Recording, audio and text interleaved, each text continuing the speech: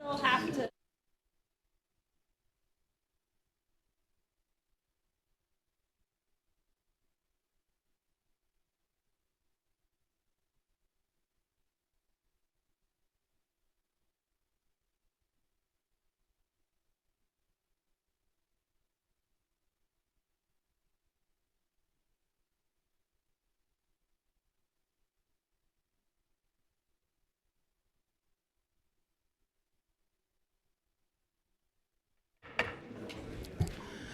Good afternoon and welcome to the November 5th, 2019 Lawrence City Commission meeting and Election Day. So if you haven't voted yet, you've got 2 hours to leave here now and go vote right now.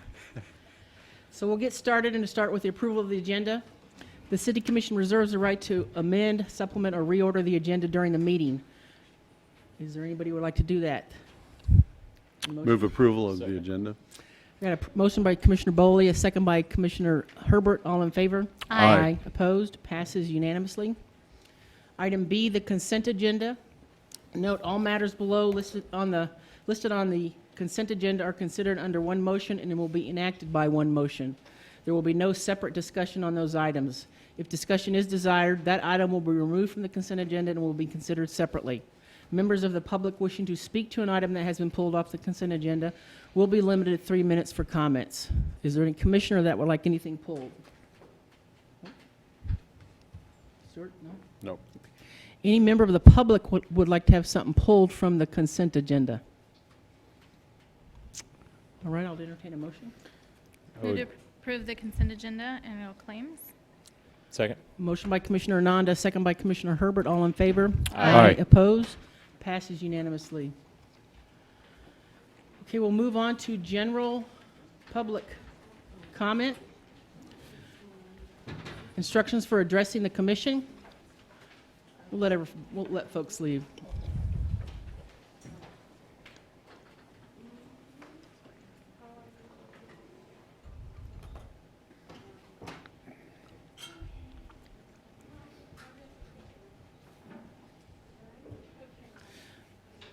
Okay, under general public comment, addressing the commission, the public is allowed to speak to any items or issues except those scheduled on the consent agenda or regular agenda portions of the agenda after first being recognized by the mayor. Each person will be limited to 3 minutes for public comment. As a general practice, the commission will not discuss or debate these items, nor will the commission make decisions on items presented during this time. Rather, they will refer the items to staff for follow-up if necessary. Individuals are asked to come to the microphone, sign in, state your name and address. Speakers should address all of their comments and questions directly to the commission. Do we have any general public comment on items that are not on the agenda?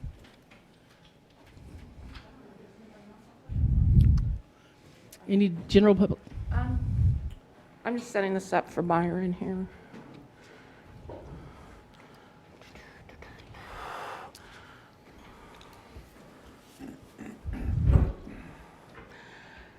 And I think you just go down. Okay. Hi, I'm Hi. Byron Wiley. Hi, Byron. I live at 1200 Elmira, and just wanted to comment on our condition of our street. Okay. Back in July, we had received notices that we were going to get the street repaved, and suddenly it seemed like nothing was happening. It's getting pretty bad in spots. The resurfacing that would have normally been done, having it been postponed, we're getting a lot of the alligatoring and some pretty good size holes that I think the chip and seal, if that's not addressed, it's just going to get worse and become a more expensive related project. So I think Melinda might have some other details on that, but that's all I wanted to bring up about that. Okay.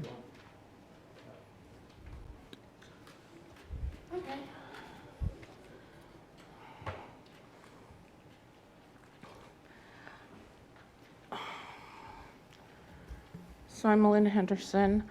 I live on Elmira, just next door to Byron, and a lot of these photos were taken recently, and a lot of them, like that's going into where Byron lives. So on October 15th, I didn't get down here in time to pull the item off the consent agenda, so we just wanted you all to know, I don't know why, to know that we're kind of disappointed. And it's just getting worse and worse and worse. And we've been waiting since 2015. And I think you all have access to this. I think it was put on the, Bobby was going to put it on the agenda today. So you can see that our street was, or our neighborhood was chosen because it was in fair to poor condition and deteriorated beyond the point where preventive maintenance would work. So we were all very excited. Yay, we're in the program this year. Like right here, I don't know, well here, in the turquoise box is Brook Creek, and that's Elmira, right over there. And Sunset Hills was in there too. And I don't know how to make this where you can see the top, sorry. But Sunflower Paving gave us a notice on July 1st it was going to happen. And so we were all very excited. I was so excited I even did a Facebook post saying my tiny little one-block street is finally going to get maintenance.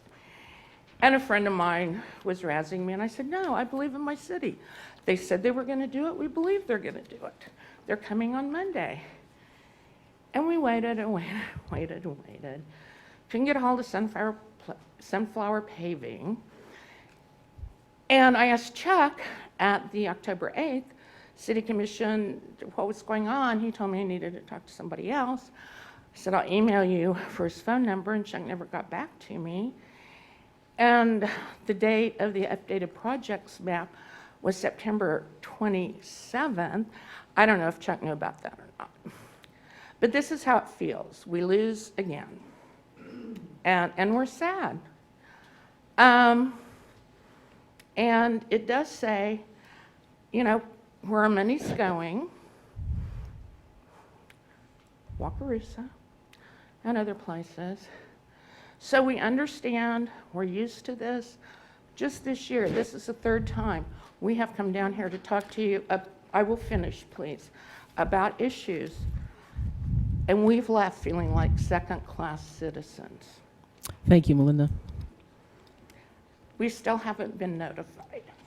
Thank you. And Jesse's here, Thank I you. think, to speak about this too.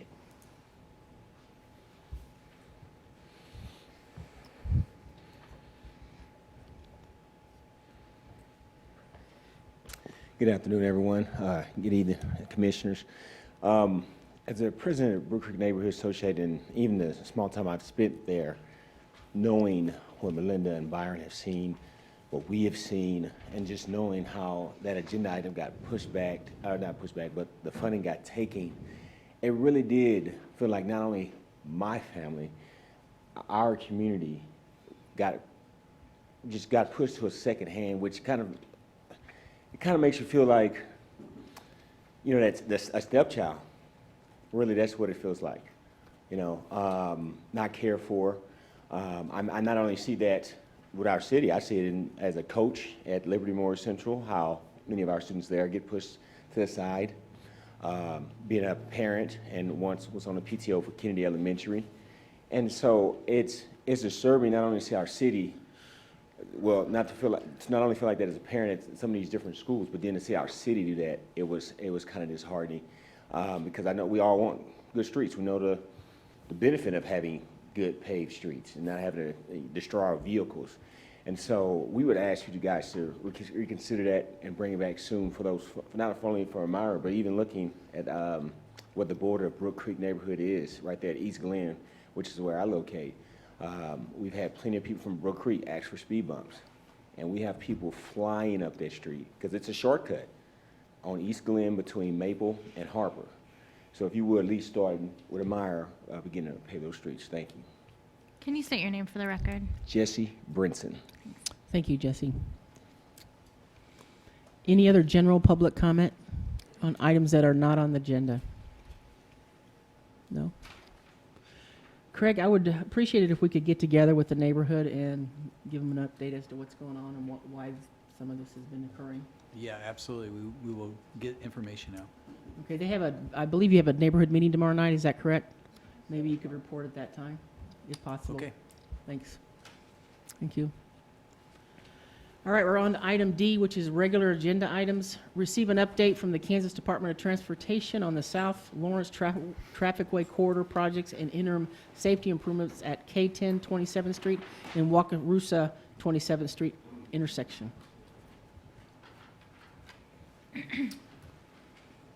Good evening. My name is Aaron Fritz. I'm a road design leader with the Kansas Department of Transportation. I've presented to you all before. We wanted to take the opportunity to share a variety of activities that are going on along the corridor, give you an update, and allow you to answer questions.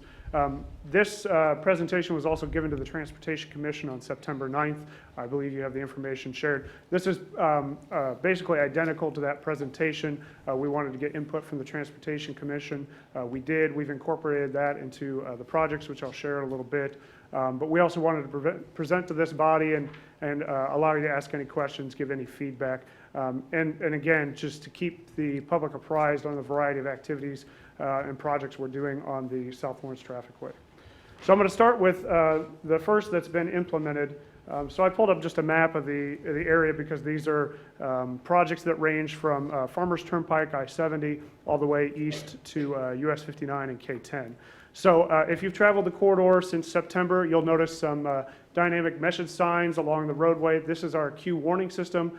This is intended to alert drivers who can't see the intersection at 27th that there is either stopped or slow traffic. It also is intended if there is an accident that we can divert traffic, whether they're coming from the north along K10 at 6th Street or Clinton Parkway or Bob Billings, they can divert. Likewise, if you're coming from the east headed west, that you can divert at US 59 before you get to that stretch between 27th Street and K10. That's been active now for over a month.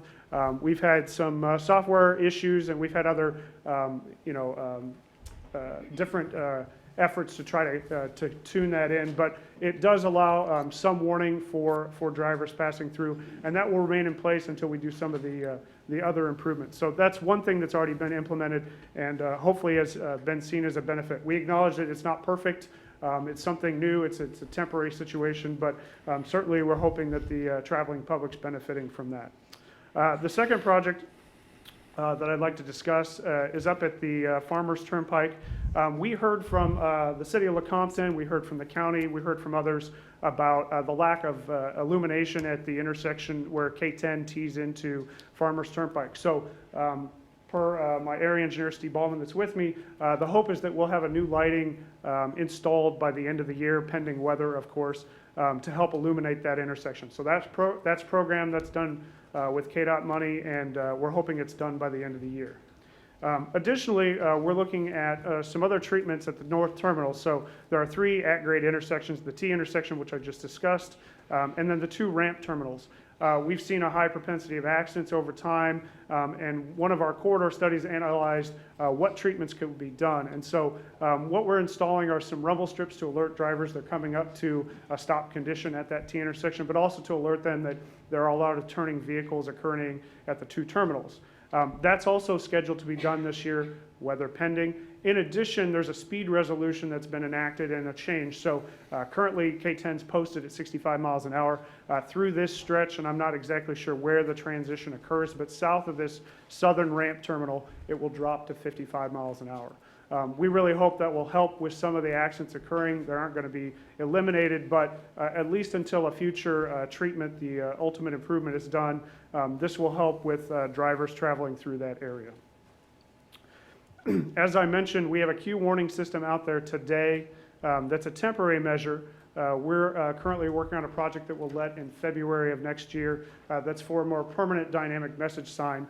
So similar to what you see with the KTA and the KC Scout system, there will be permanent DMS boards along K10 There's one that will be installed east of US 59, again for incident management, but also to alert drivers of changing conditions on K10. There will be a series of dynamic message signs, one at the old Castle 1500 Road intersection for westbound, and then eastbound there will be one placed between Bob Billings and Clinton Parkway, and another one, I believe, just east of the intersection.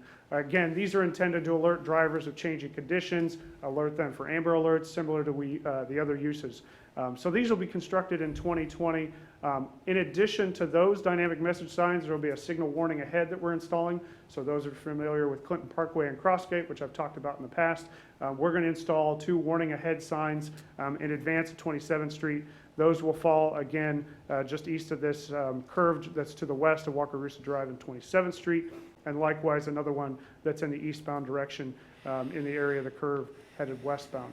This is to alert drivers of the changing light. It'll flash signal ahead. So if you've traveled down Clinton Parkway and seen that system, that's the same one we're going to implement here.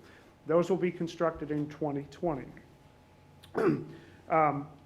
The fourth thing I'd like to update you about is is kind of a shift, not an interim measure, but a long-term measure, is a supplemental environmental impact statement. So nothing has really transpired in the past few months, and that's because we're looking at 2 different alternatives, the freeway and the tolled alternative. More importantly, one that I wanted to share is the continuing public involvement that we're doing. In the coming weeks, there will be a series of focus groups from ETC. They do a survey. They're going to reach out to locals to get their input on a lot of the work that we've already done, get their input on a tolled alternative, get their input on a free alternative, get their thoughts on tolling in general. And so that's a statistically measurable study that's done by ETC for us, and they randomly select folks from Johnson County, Douglas County, and Shawnee County.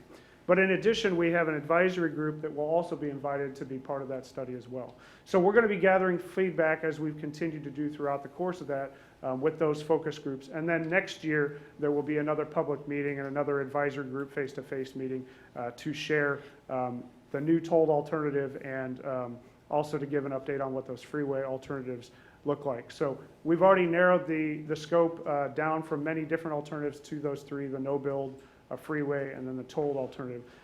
But keep in mind, tolling legislation was enacted last March, and so because of that legislation, it changed originally what the tolled alternative that we were planning on using to something different. So with that legislation change, our consultant is redesigning what could be a tolled alternative, and we will continue to work on it the rest of this year into next year, and then we'll present that to the public. So the important thing is that we're continuing to share that information with the public as soon as it's available. We're having these focus groups to gain feedback on the tolling, and we didn't want to just have not a lot of activity occur without making sure that people knew what was going on. So a lot of design work by our consultant, but also some public involvement with sharing.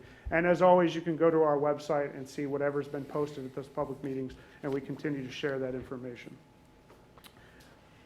All right, lastly, the key point is what we shared at the Transportation Commission, and this is what the focus of my discussion tonight is.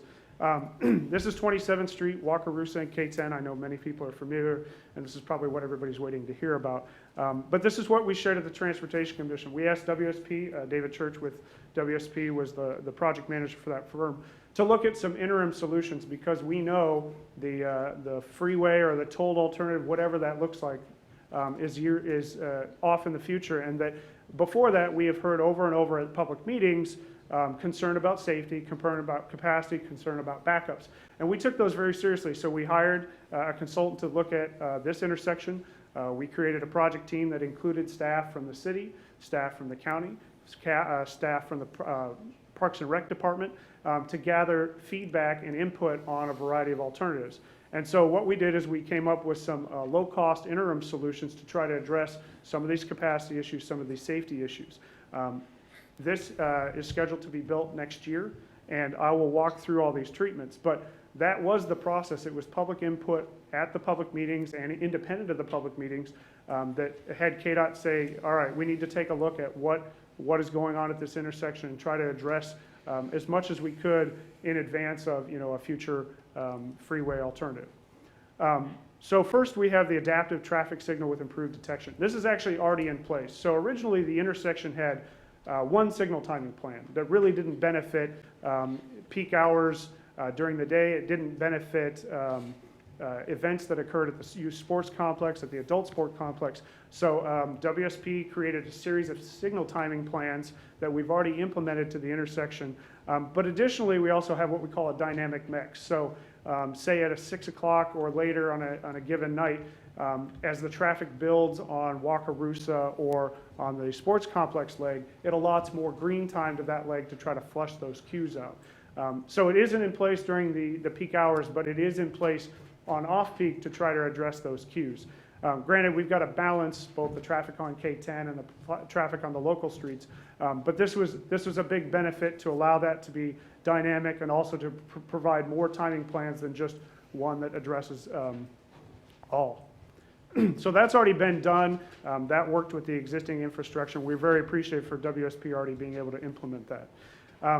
The second item is the existing eastbound K10 does not have a right turn lane, and often we see vehicles take the shoulder illegally but unsafely. And so we're implementing a right turn lane, as you can see here, with a new shoulder that will extend back about 1,000 feet to the west. This will allow people to get out of the main queue headed eastbound and be able to turn into the sports complex. Likewise, item 7 is the westbound. There's an existing right turn lane there today, but it doesn't have sufficient storage during peak hour movements, say in the evening. So that's going to get extended and lengthened, and so they'll be in similar length. Those two are both on K10. The next thing we'd like to do is item 3 here, which is the lane assignment. So if you've been through this intersection, you're headed south facing the sports complex. If you want to turn left, you are also in the through vehicle movement. And so oftentimes that green cycle goes through and you don't make it through. Currently there's a dedicated right.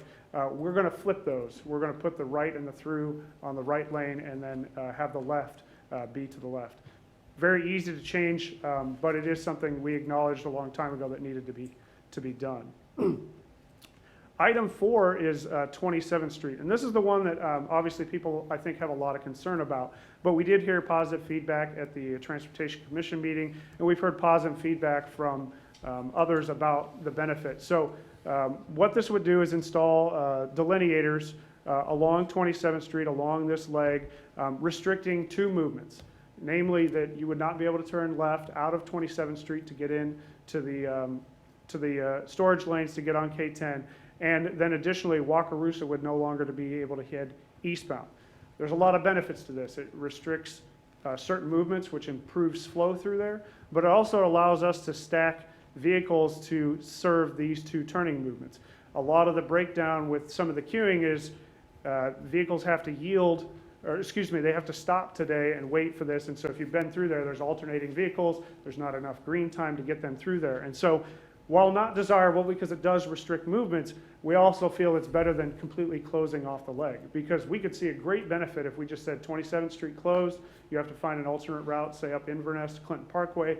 We understand that that's not desirable. So it was kind of a balance when we talked with staff and we talked with locals that we're not going to restrict all movements, but we are going to improve the flow through there so that it's more of a yield condition.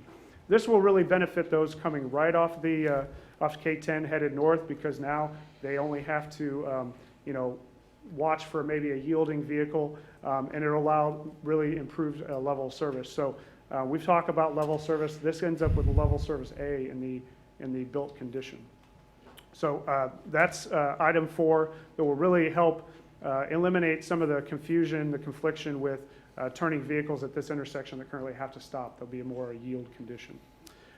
Item 5 pairs with that. It's a relocation of this pedestrian crossing and then an installation of the rectangular rapid flashing beacon. This crossing is so close to the existing intersection that sight lines aren't the best.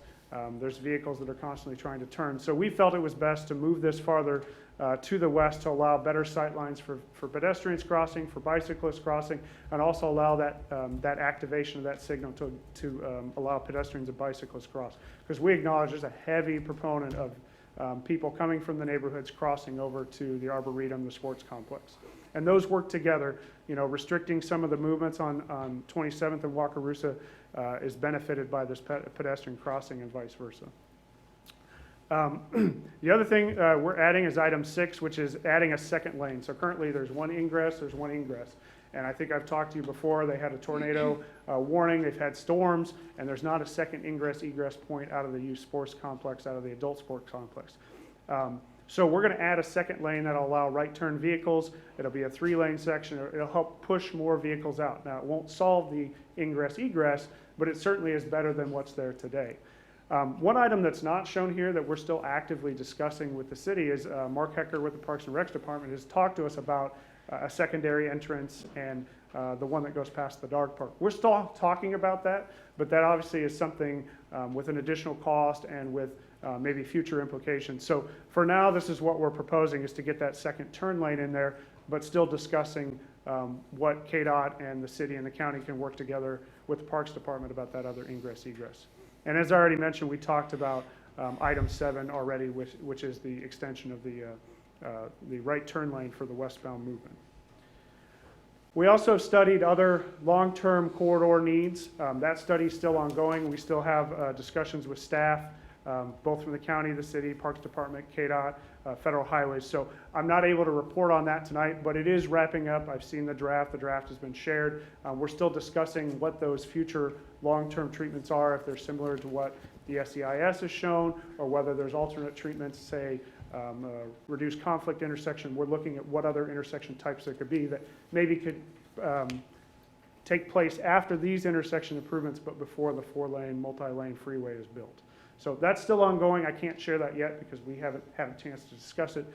It's just been reported to us. That was a lot to take in. I'm sure you have questions. So at this point, I'm going to stop, and if you have questions, please let me know what I can clarify or address. I got a question. Are all these changes, are they going to be paid for by KDOT? Correct. Great. I had a question. You had briefly mentioned that there's been new state legislation regarding tolling. Correct. Could you go into a little bit of detail on that and how that's going to impact the tolling proposal? So with the new legislation, several things occurred. One was KDOT cannot toll existing capacity.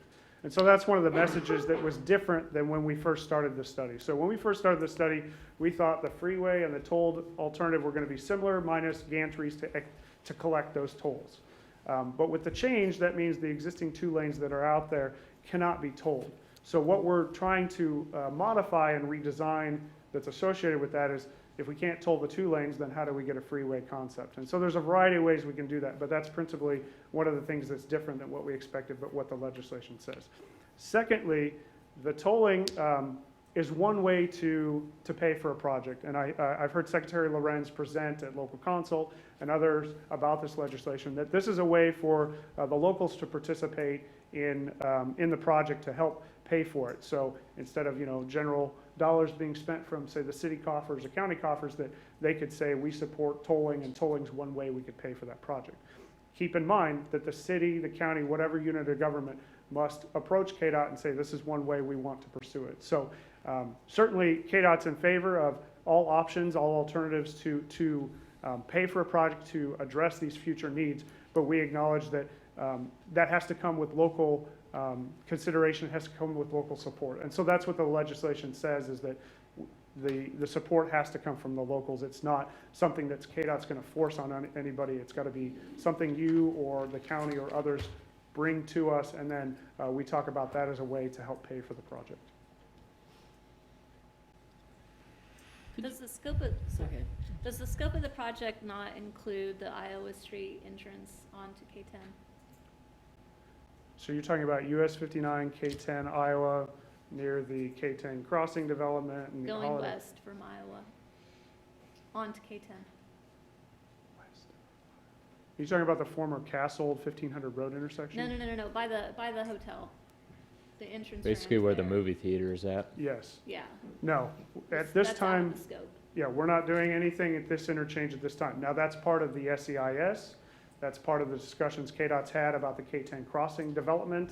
That is something we will address in the future because it is where the freeway terminates today, and it is part of that future freeway expansion. But nothing will be constructed here. The only thing you will see is there will be a dynamic message sign roughly around the Michigan Street overpass.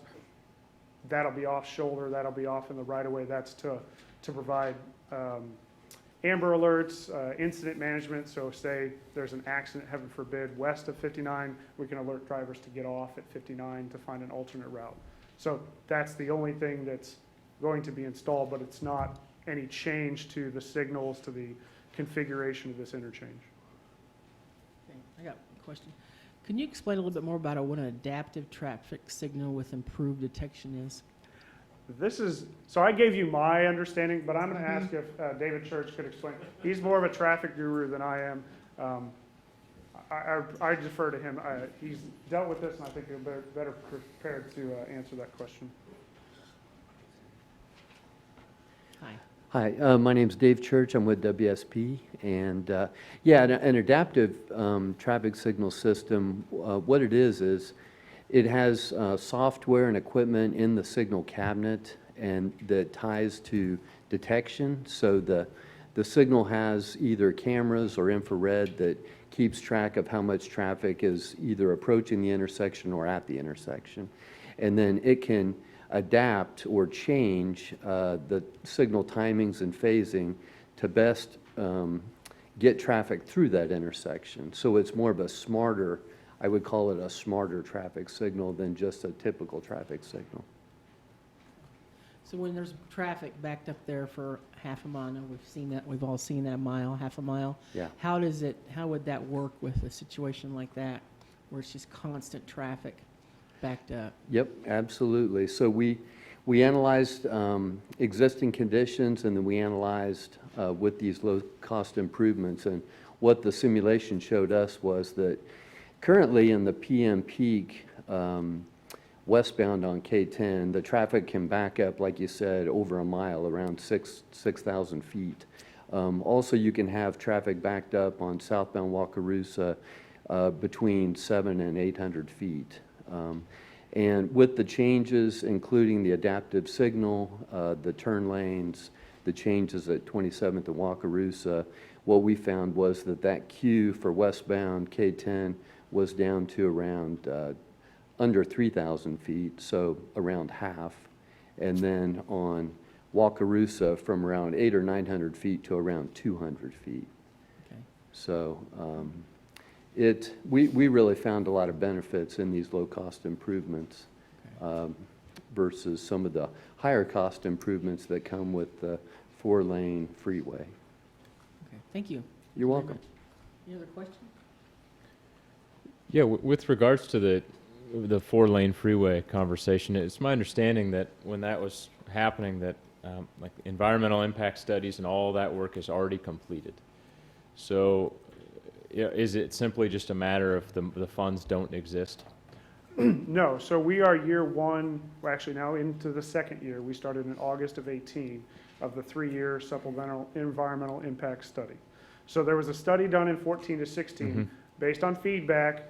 The concepts presented had some disagreement with locals, particularly at the north end. So that's when we initiated the SEIS in August of 18. So we still have 2 more years of analysis to complete to issue what we call record of decision on what the final treatment should be.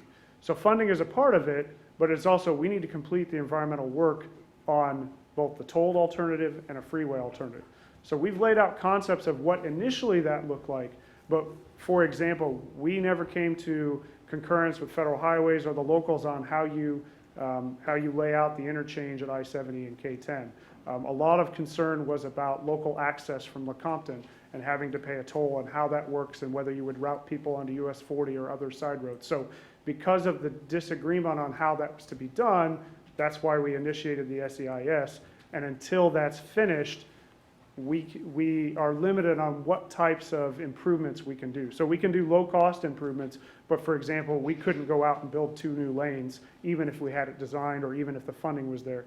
We need to really determine what all the impacts are, look at are there alternatives that we must consider, and then we can issue a record of decision that says this is what we would build, and then at that time, funding, design would complete, and then the construction would occur. Any other questions? Thank you very much, Aaron. We appreciate your time. Thank you.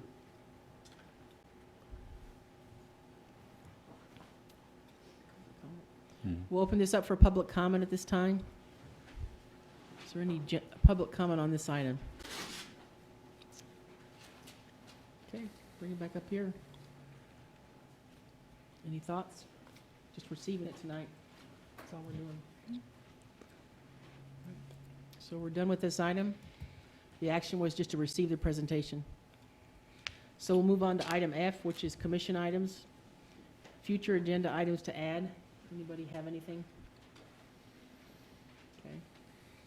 Item number 2, which is future work sessions to add to the agenda. Item 3, any other miscellaneous items that the commission would like to discuss? Commissioner Ananda had the idea of, or I should say, was curious when we'll have kind of a formal process of what's going to happen with the Union Pacific train station.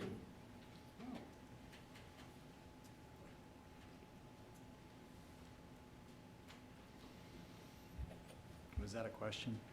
That was a request Yeah. to put Something something in the process. Yeah, an update sometime soon. Okay, we'll get that scheduled. We're talking about the depot or the, oh, the depot, okay. All right. Any other item, miscellaneous items? Okay, on to the city manager's report. The first item in there is on the plastic bag ban, and just an update on it. There's been quite a bit of discussion, and it's moving along, so that should be expected to come back here with some public remarks and engagement on it. We saw the sales tax reports. Other than that, just happy to answer any questions. Any questions for Greg? All right, we'll move on to item H, which is the calendar. Review the calendar items. Let's see what we got. Does anybody have anything they want to add to this, what we have? Is anybody going to the Humane Society deal? Yes. I believe so. Yes. I'm planning on going. I'll be there for just a little bit. So we probably ought to get that on the calendar. That is, Saturday at night. yeah, Saturday. It actually starts, I think, at the 3. Yeah, there's a pre, Right. So it's at the Lawrence Humane Society, 1805 East 19th Street, Saturday Yeah. at 3. 3 to 6 or something. 3 to 6. Yeah, there's a, I think it's like the first hour is like a private deal, and Yeah, then the public thing is from 4 to 6, is that right? correct. Yeah, that's correct. So, Yeah, correct. Anything else to add to the calendar? There's the Live Well breakfast. I don't know if that's on there or when it is. I'm looking frantically on my calendar. Oh, it's the 15th. We got time. I don't know if other folks are going. what's that? Yeah, I've got that The on Live my Well calendar. breakfast. Oh, okay. Yes, I'll be there. I guess just you and me. Okay. I haven't figured it out yet. In the Bert Nash breakfast, which is on the 13th. Yeah, I got the Bert Nash breakfast down On the 13th? on the 13th. Yeah. Okay, anything else on the calendar? Okay, that's it for our agenda tonight. Move adjourn. Second. A motion by Commissioner Herbert, a second by Commissioner Ananda. All in favor? Aye. Opposed? Passes unanimously. If you have not voted, go and vote now. You've got an hour and 25 minutes. Raise your hand if you voted. Vote early and Come vote on, often. folks. Thank you for coming tonight.